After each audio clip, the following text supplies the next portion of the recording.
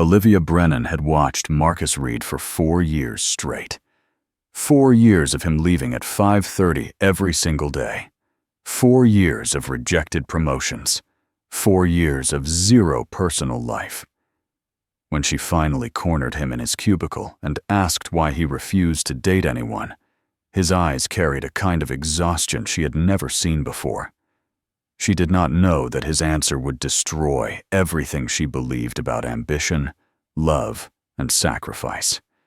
She did not know what he was hiding behind those punctual exits, but she was about to find out. The corner office on the 14th floor had floor-to-ceiling windows that overlooked the financial district, but Olivia Brennan rarely looked at the view. She had earned this office at 31, the youngest chief financial officer in the company's 40-year history. Her father had founded Brennan Capital Management in the 1980s, but she had clawed her way up through merit, not nepotism. Every spreadsheet she touched turned profitable. Every projection she made came true within a 2% margin. The board respected her because she never let emotion interfere with numbers, but Marcus Reed was a problem she could not solve with data. For 4 years, she had watched him from across the office floor.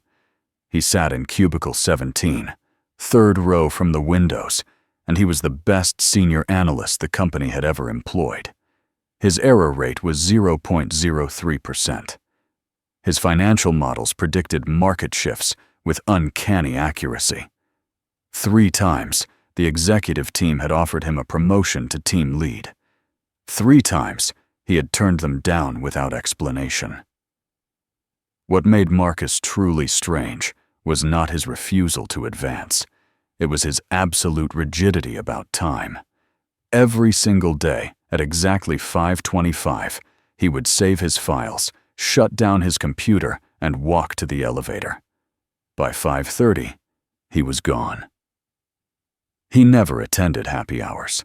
He never joined the quarterly team-building retreats. He never stayed late for a crisis, though he would arrive early if asked. He simply drew a line at 5:30 and never crossed it. The office had theories about him. Sarah from accounting thought he was running a side business. Tom from legal suspected he was in witness protection. The younger analysts whispered that he was probably married to his job and had no life outside these walls. But Olivia noticed something they all missed. Marcus never wore a wedding ring, but there was a pale band of skin on his left ring finger, where one used to be. He never mentioned a girlfriend or boyfriend. He never mentioned anyone at all. Olivia told herself she was observing him for professional reasons. The company needed leaders, and Marcus had the skills, but not the interest. Understanding his resistance would help her build a better retention strategy. That was what she wrote in her notes. But late at night, when she was still at her desk at 9 or 10, she would think about the way he moved through the office. Calm, deliberate, untouchable, like a man who had already made peace with something the rest of them were still fighting. It bothered her more than it should have. Olivia had built her entire life on the belief that ambition was the measure of worth. People who wanted more, achieved more. People who stayed satisfied, stayed mediocre. But Marcus Reed was not mediocre.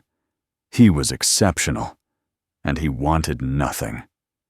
One Thursday in late September, she decided to stop wondering and start asking. She waited until most of the office had cleared out, then walked down to cubicle 17. Marcus was packing his laptop into a worn leather bag. He looked up when her shadow fell across his desk. His eyes were a cold gray, and they showed no surprise at seeing her there. "Mr. Reed," Olivia said. She kept her voice professional. "Do you have a minute?" Marcus glanced at the clock on his computer screen. 5:28. He looked back at her and nodded once. 2 minutes, he said. She had not expected him to set a timer, but she respected it. Olivia sat on the edge of his desk and crossed her arms. Up close, she could see the faint lines around his eyes, the kind that came from exhaustion, not age. He was probably in his late 30s, but he looked older in certain lights. "I want to understand something," Olivia said. "You have turned down 3 promotions in 4 years. You leave every day at the same time, no exceptions. You do not socialize. You do not network. You are one of the best analysts we have. But you act like this job is a placeholder. So I am asking you directly, why won't you take the next step? What are you waiting for?" Marcus closed his laptop bag slowly. He looked at her with an expression she could not read. It was not defensiveness. It was not irritation. It was something closer to pity. "Some of us have already found what we are climbing toward," Marcus said quietly. "I do not need a bigger office or a better title. I need to be somewhere else at 6 o'clock every night. That is my priority, not this." Olivia frowned. She had expected excuses about work-life balance or vague platitudes about fulfillment. But this was specific. This was a boundary. "Where do you go?" she asked. Marcus stood and slung his bag over his shoulder. The clock hit 5:30. He looked at her one last time, and for just a second, she saw something crack in his composure. Exhaustion. Grief. Something so deep it had no bottom. "Somewhere I made a promise to be," he said. Then he walked past her and disappeared into the elevator. Olivia stood in the empty cubicle for a long time after he left. She felt something unfamiliar settle in her chest. It was not curiosity anymore. It was unease. Marcus Reed was not hiding a side business or running from the law. He was carrying something. And whatever it was, it weighed more than anything she had ever lifted. The following Monday, Olivia did something she had never done before. She lied to her assistant and told her she had an off-site meeting at 5. Then she got in her car and followed Marcus Reed. She kept 3 vehicles between them, feeling ridiculous and invasive, but she did not turn back. He drove a gray Toyota that had seen better years, and he took surface streets instead of the highway. 20 minutes later, he pulled into the parking lot of a place called St. Catherine's Long-Term Care Facility. Olivia parked across the street and watched him get out of his car. He moved with the same deliberate calm he had at the office, but there was something different in his posture now. His shoulders were lower. His steps were slower. He looked like a man walking towards something he both needed and dreaded. She sat in her car for 15 minutes, debating whether to follow him inside. This was a violation of privacy. This was crossing a line she had no right to cross. But the curiosity was eating her alive. She got out of the car and walked across the street. The lobby of St. Catherine's smelled like disinfectant and cafeteria food. A young woman sat behind the reception desk, flipping through a magazine. She looked up when Olivia approached. "Can I help you?" the receptionist asked. Olivia opened her mouth to lie, then stopped.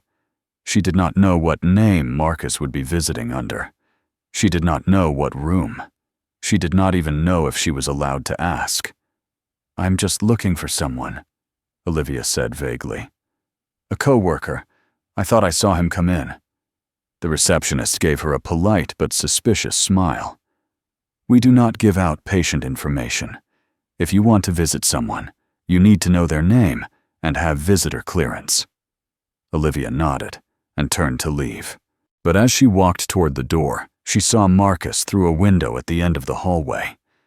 He was sitting in a chair beside a hospital bed, holding a book. She could not see who was in the bed, but she could see his face.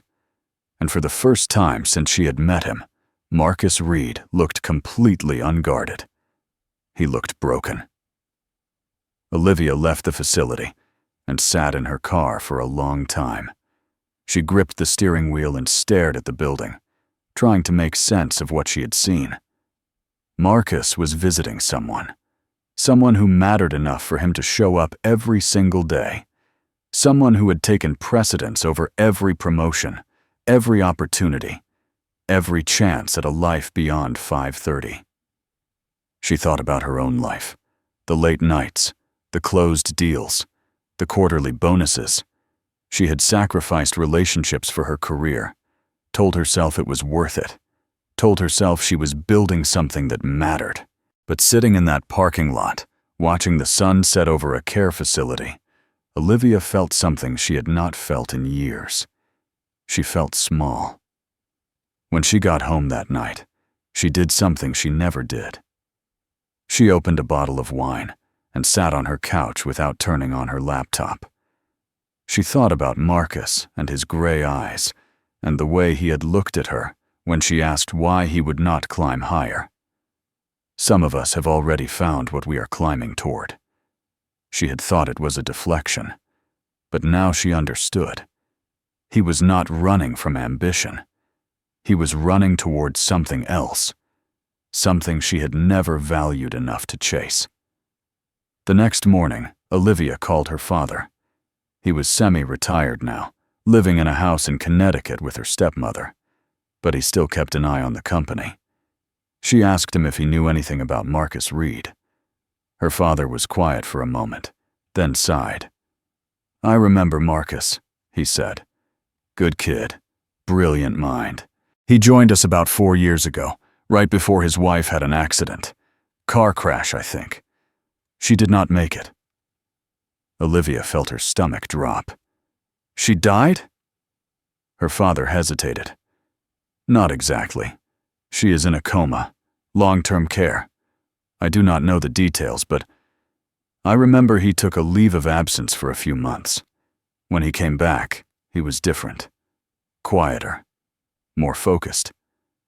I offered him a promotion once, and he turned it down flat. Said he could not take on the extra hours. I did not push it.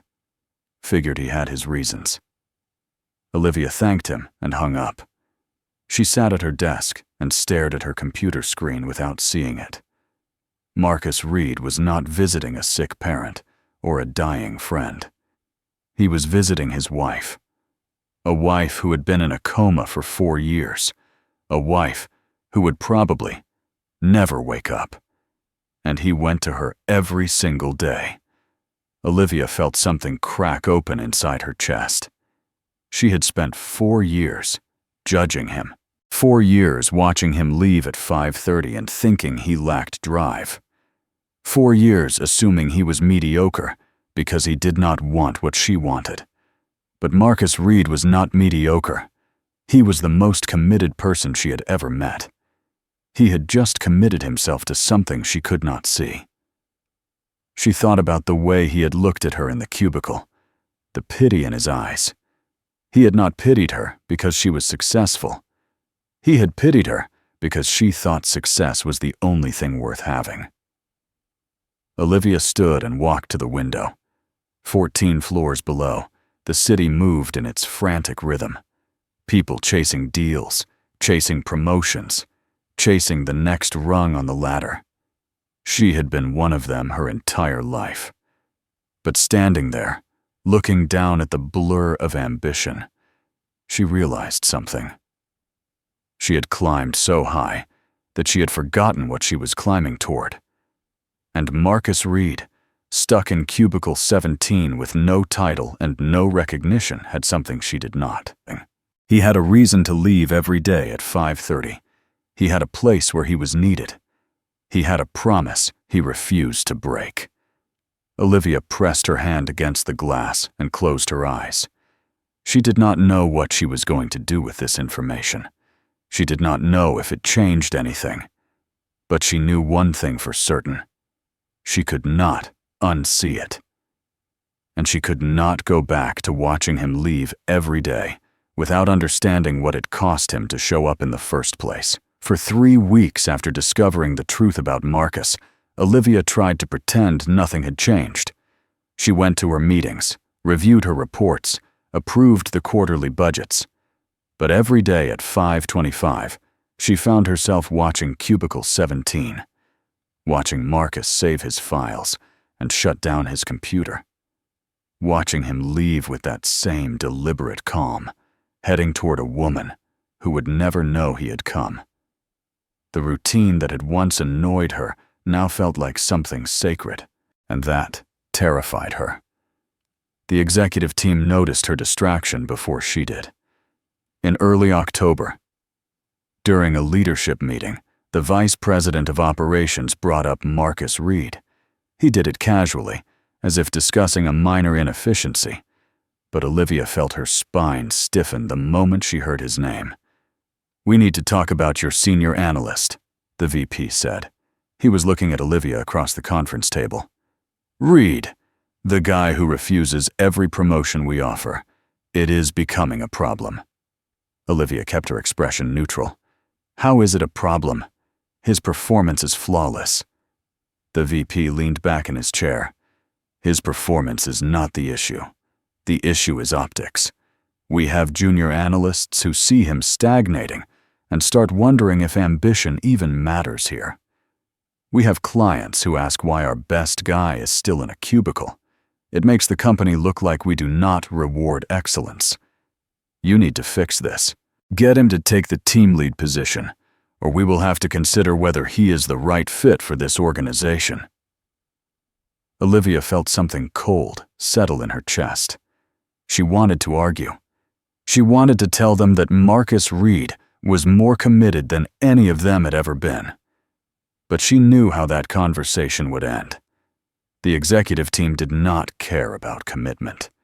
They cared about leverage and hierarchy and the appearance of progress.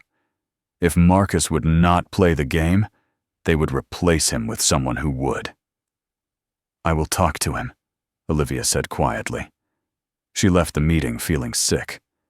That afternoon, she went down to cubicle 17 at 4 o'clock, giving herself enough time before Marcus's immovable deadline. He was working on a financial projection model, his fingers moving quickly across the keyboard. He looked up when she approached, and something in his expression told her he already knew why she was there. "They want me to convince you to take the promotion," Olivia said. She did not sit down this time. She stood with her arms crossed, feeling like a messenger delivering bad news. "The VP thinks you are bad for morale. He thinks people see you turning down opportunities and start questioning the whole system. So either you move up, or they will move you out."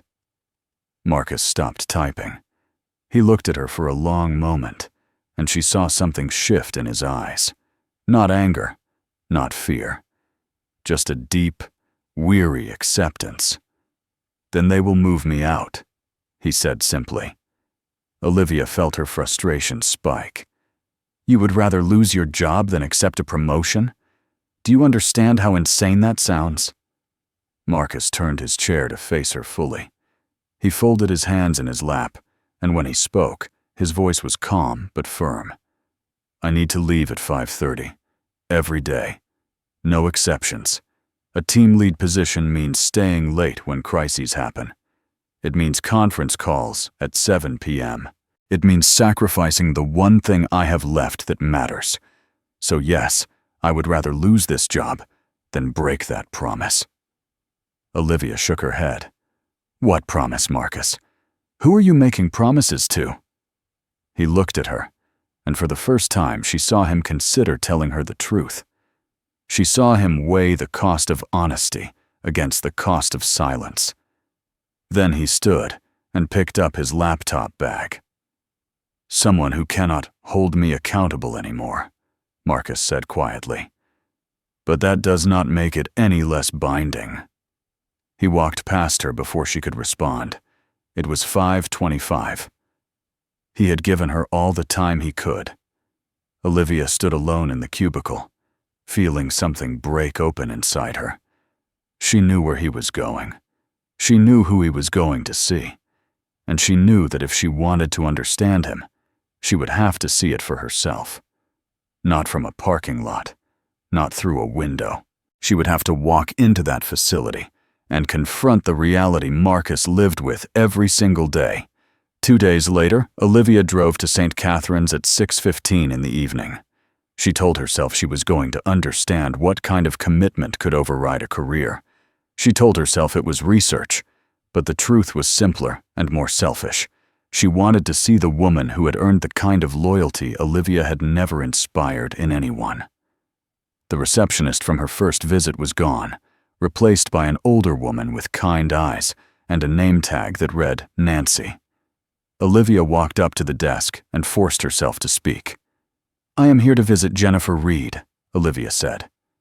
The name felt strange in her mouth, like borrowing something that did not belong to her.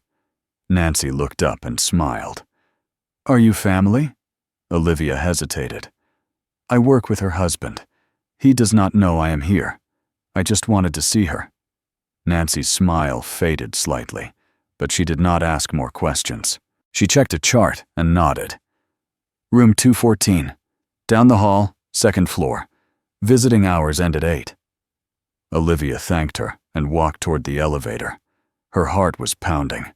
She felt like an intruder, like someone trespassing on sacred ground. But she did not turn back. She rode the elevator to the second floor and followed the signs to room 214. The door was open, and inside, Marcus was sitting in a chair beside the bed, reading aloud from a book. Olivia stopped in the doorway. She could not move, could not breathe, because the woman in the bed was not what she had expected. Jennifer Reed was young, maybe early 30s, with dark hair that someone had brushed and braided carefully. Her face was peaceful, like she was sleeping, but there was a stillness to her that sleep did not have. Machines beeped softly beside the bed. An IV drip fed into her arm. And Marcus sat there, reading to her like she could hear every word. He was reading poetry. Olivia recognized this cadence, though she could not place the author. His voice was soft, steady, like he had done this 1,000 times before. And maybe he had. 4 years. Nearly 1,500 days. Nearly 1,500 visits. 1,400 moments of sitting beside someone who would never respond. Olivia must have made a sound, because Marcus stopped reading and looked up. When he saw her standing in the doorway, his expression did not change. He just closed the book and set it on the table beside him. "You followed me," he said. It was not a question. Olivia stepped into the room. She felt her throat tighten. "I needed to understand." Marcus looked at her for a long moment, then gestured to a chair on the other side of the bed. "Sit." Olivia sat. Up close, she could see the details Marcus had been living with. The medical equipment, the feeding tube, the way Jennifer's hands rested on the blanket, perfectly still. She looked like she might wake up at any moment, but Olivia knew better. People did not wake up from vegetative states after 4 years. The statistics were brutal. "Her name is Jennifer," Marcus said quietly.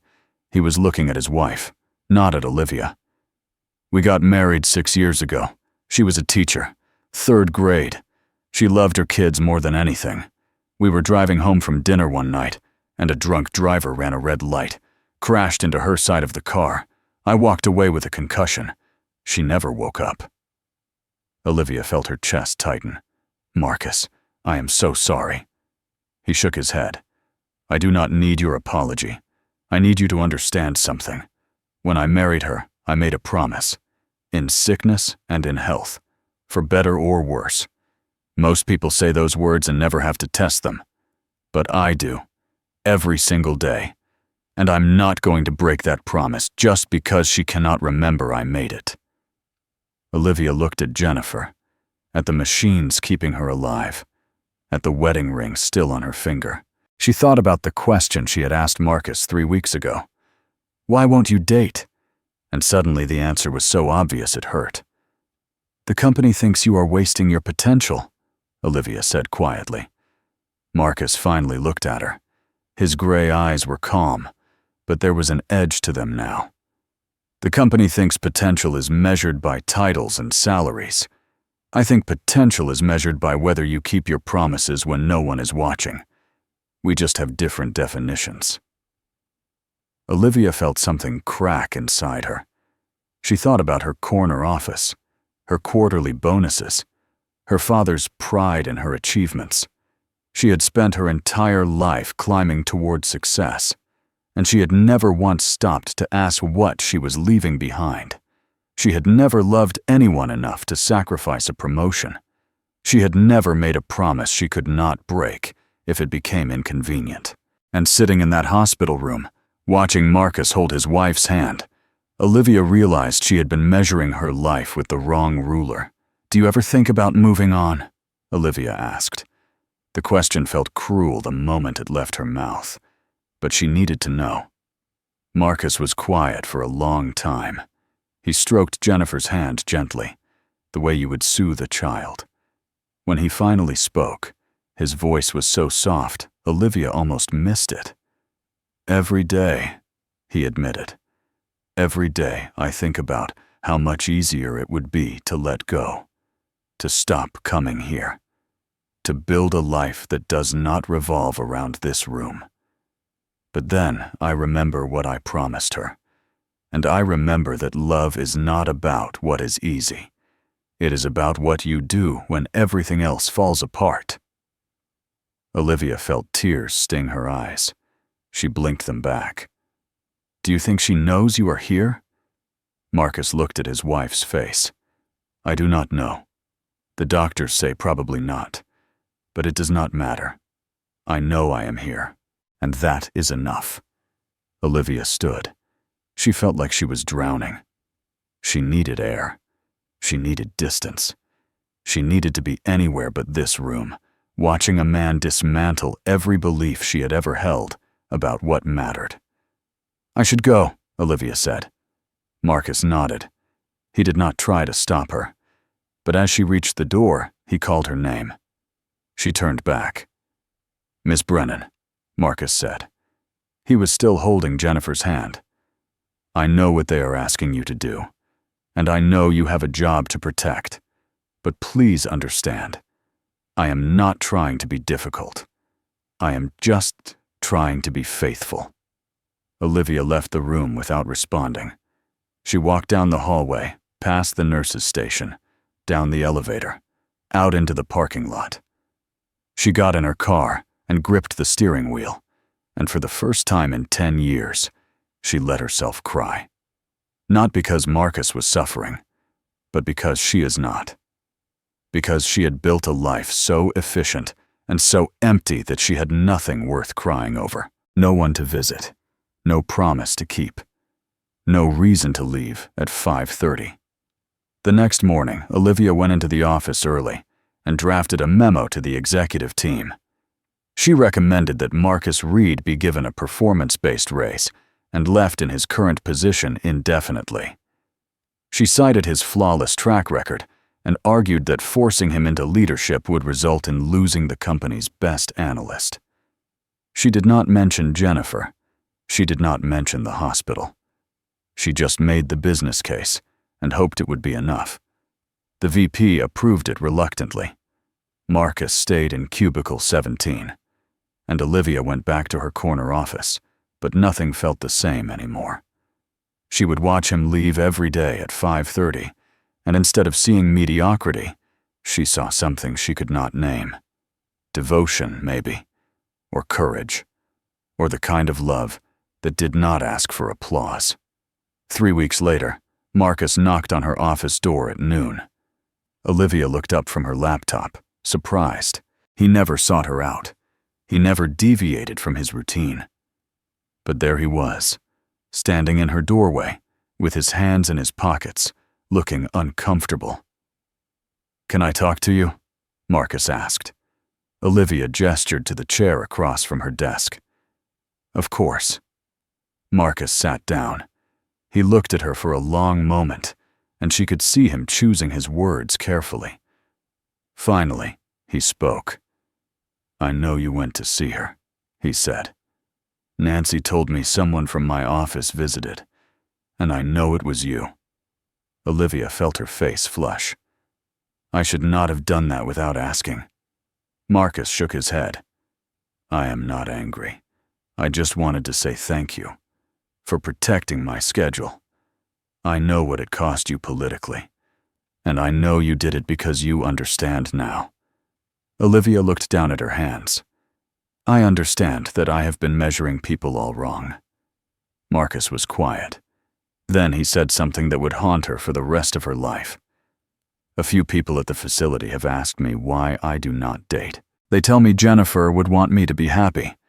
They tell me I am young enough to start over. And maybe they are right. But to me, dating would be cheating. I made a vow. And just because she cannot hold me to it does not mean I am free." Olivia felt her heart stop. She looked up at him, and she saw the truth written in his eyes. This was not grief. This was not duty. This was love in its purest, most uncompromising form. And it was something she would never have. "I think I understand," Olivia said quietly. Marcus stood. "I hope you do, because I see the way you look at me sometimes. And I need you to know that I cannot give you what you are looking for. I am already taken, even if the person who took me is not here anymore." He left before she could respond. Olivia sat alone in her office, staring at the door he had just walked through.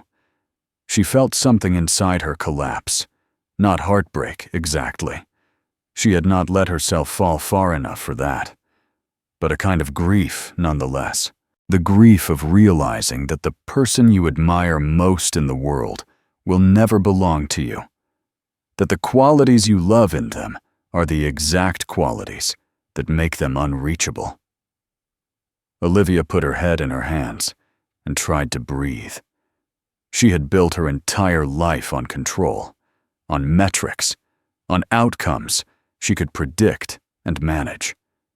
But Marcus Reed had just shown her something she could not control. He had shown her what it looked like to love someone beyond reason, beyond hope, beyond any possible return. And she had no framework for that kind of devotion, no spreadsheet, no strategy, just the terrible, beautiful realization that she had never loved anyone enough to become that kind of person. The weeks after Marcus's confession blurred together in a way Olivia had never experienced. She went through the motions of her job with mechanical precision, but something fundamental had shifted. Every spreadsheet felt trivial. Every executive decision felt hollow. She would sit in her corner office and stare at the city below, wondering what she had been building all these years. Titles, bonuses, approvals from people who would forget her name the moment she left. She had climbed so high, and the view from the top was emptier than she had ever imagined. She started leaving the office earlier, not at 5:30 because that would have been too obvious, too much like copying someone else's devotion. But she stopped staying until 9 or 10 at night. She went home and sat in her apartment, surrounded by furniture she had bought for appearances and books she had never read. She thought about Marcus sitting in room 214, reading poetry to a woman who could not hear him. And she realized she had never done anything half that meaningful. The crisis came in early November. Olivia was reviewing the annual budget when she saw the line item for employee benefits, healthcare, insurance, dependent coverage. She thought about Jennifer Reed lying in that hospital bed, attached to machines that cost thousands of dollars a day. She thought about Marcus's worn leather bag and his old gray Toyota, and the way he had turned down every PT on every promotion, and she wondered how he was paying for it all. That night, Olivia did something she had never done before. She used her access to the company's HR database to look up Marcus's file. It felt invasive, but she told herself it was necessary. What she found made her stomach turn. Marcus had maxed out his insurance coverage years ago. The policy had a lifetime cap of $1 million, and Jennifer's care had exceeded that within the first 18 months. Since then, he had been paying out of pocket. His salary was decent, but not enough to cover long-term care indefinitely. Olivia pulled up his financial disclosures and saw the truth in stark numbers. He had sold his house, liquidated his retirement accounts, taken out personal loans. He was drowning, and he had never asked anyone for help. Olivia closed the file and sat in the dark of her office. She thought about the way Marcus had looked at her when he said dating would be cheating. She thought about the exhaustion in his eyes and the way he still showed up every single day at 6 o'clock. And she realized something that made her chest ache. She could not have him. She would never have him. But she could do something that mattered. She could give him one less thing to carry. The next morning, Olivia called her personal financial advisor.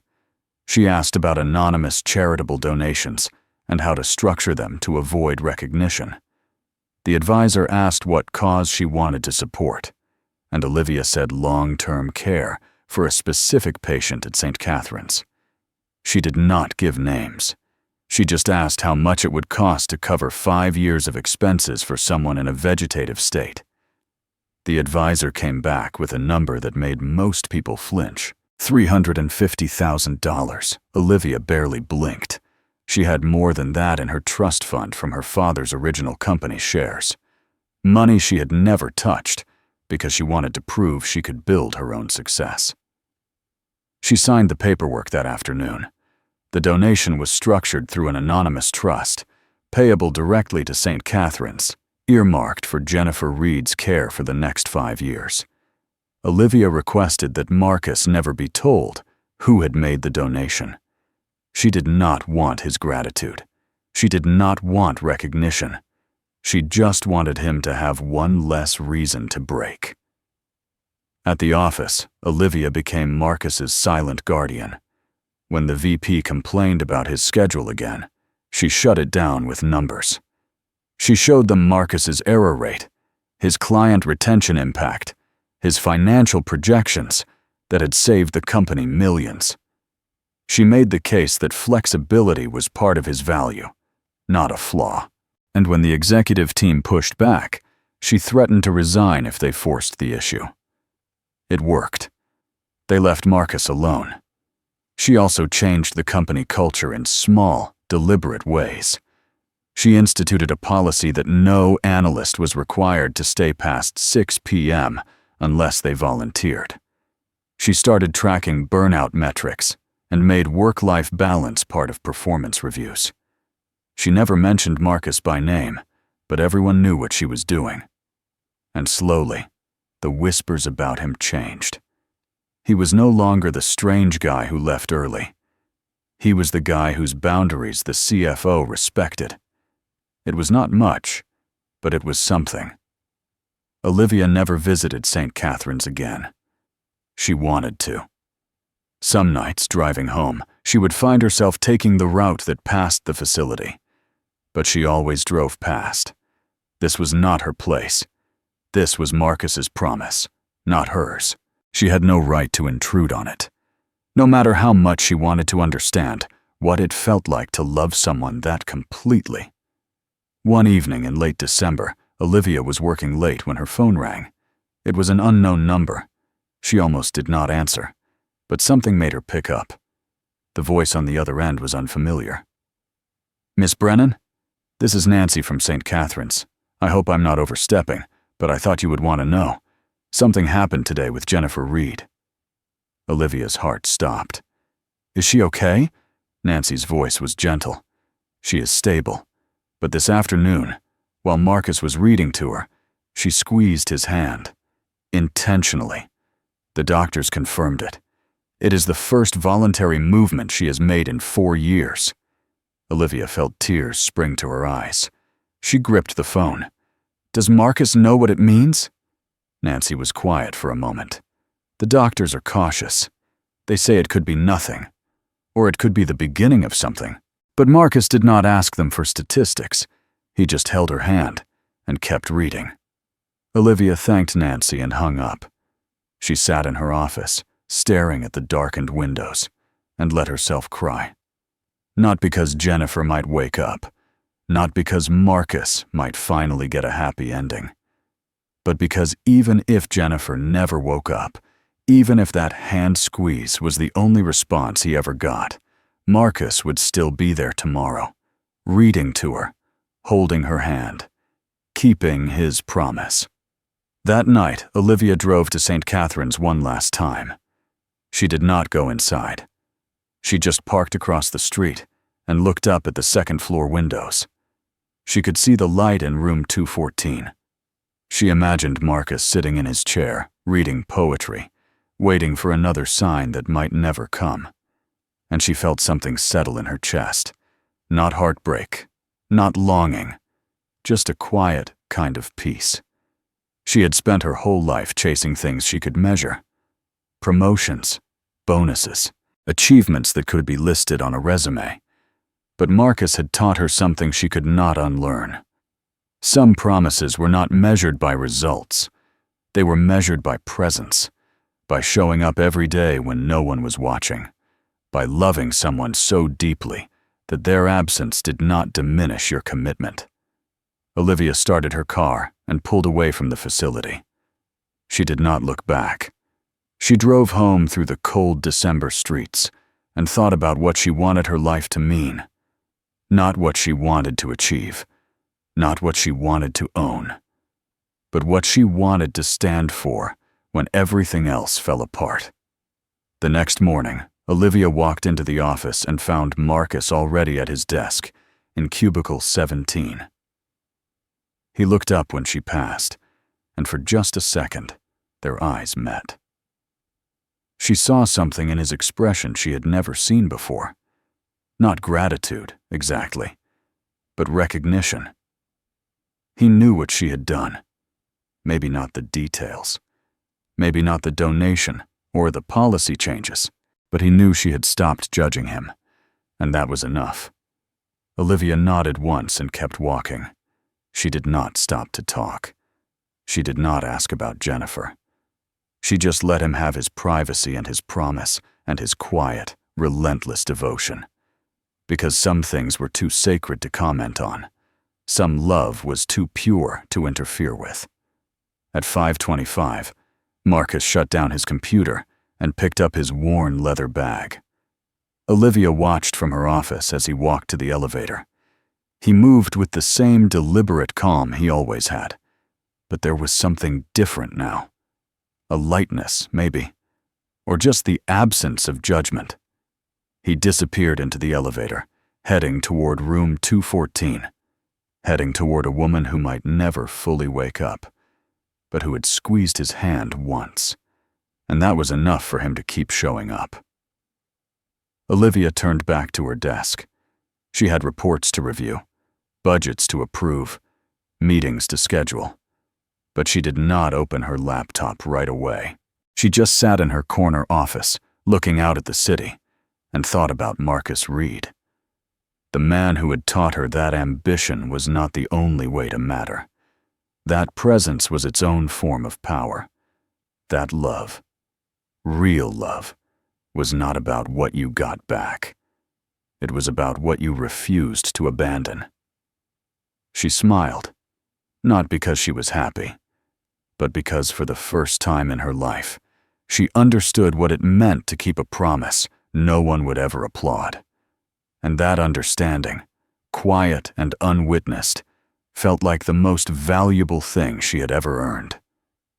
Some promises were not measured by outcomes.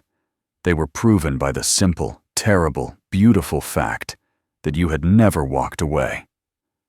Marcus Reed had never walked away, and now, neither would she.